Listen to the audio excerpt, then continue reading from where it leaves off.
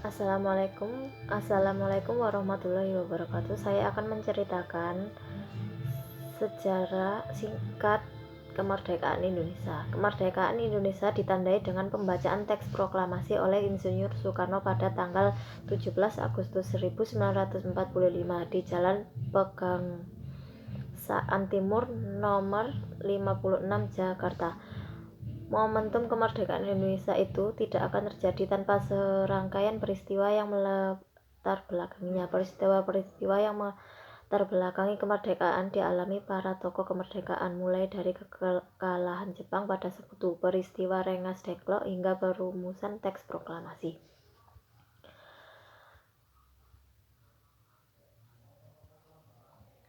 Tunduknya Jepang pada Sekutu. Kota Hiroshima di Jepang luluh lantak akibat bom yang dijatuhkan oleh Amerika Serikat pada tanggal 6 Agustus 1945. 3 hari setelah bom dijatuhkan di kota Hiroshima, Amerika Serikat juga menjatuhkan bom di kota Nagasaki, Jepang pada tanggal 9 Agustus 1945. Akibat dua peristiwa pengeboman tersebut, Jepang mengaku kalah dari Sekutu. Hal ini juga menandai berakhirnya Perang Dunia II.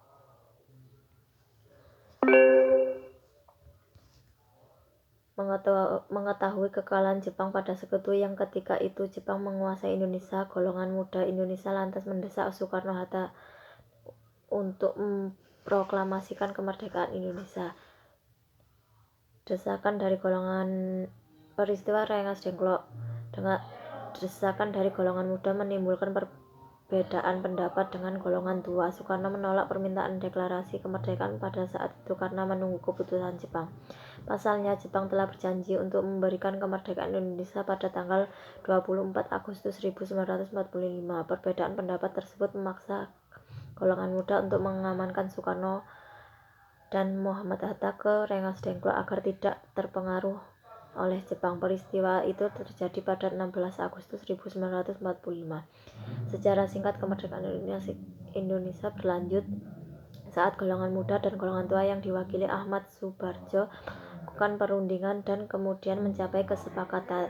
Ahmad Subarjo akhirnya berjanji bahwa proklamasi kemerdekaan akan diumumkan pada keesokan harinya, yakni 17 Agustus 1945.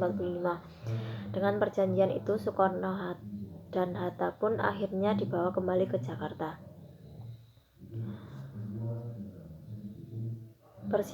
Perumusan teks proklamasi. Persiapan kemerdekaan Indonesia berlanjut setelah rombongan dari Rengas Dengklok tiba di Jakarta. Soekarno-Hatta kemudian menemui Jenderal Nishimura untuk menanyakan sikapnya mengenai proklamasi kemerdekaan.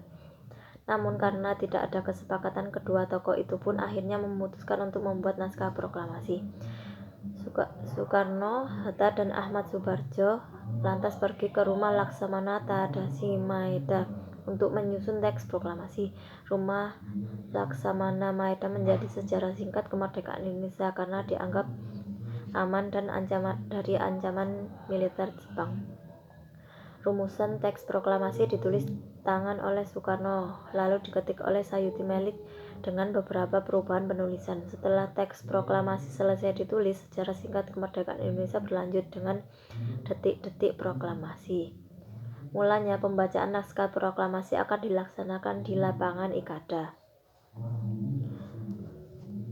Namun Soekarno berpendapat bahwa pemilihan tempat itu akan menimbulkan bentrok antara rakyat dan Jepang. Ia pun kemudian mengusulkan untuk membacakan proklamasi di kediamannya, Jalan Pegangsaan Timur nomor 56 Jakarta. Menjelang detik-detik proklamasi yang akan dilaksanakan pukul 10.00 waktu Indonesia Barat, halaman rumah Soekarno dipadati banyak orang. Bendera merah putih dijahit oleh Fatmawati, sedangkan pengibar bendera dilakukan oleh Latif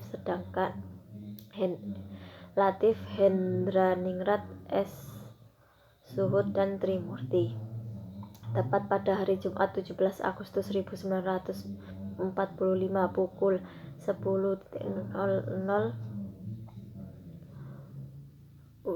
waktu Indonesia Barat pagi, Teks proklamasi kemerdekaan itu pun dibacakan. Pembacaan proklamasi dilanjutkan dengan pengibaran bendera merah putih.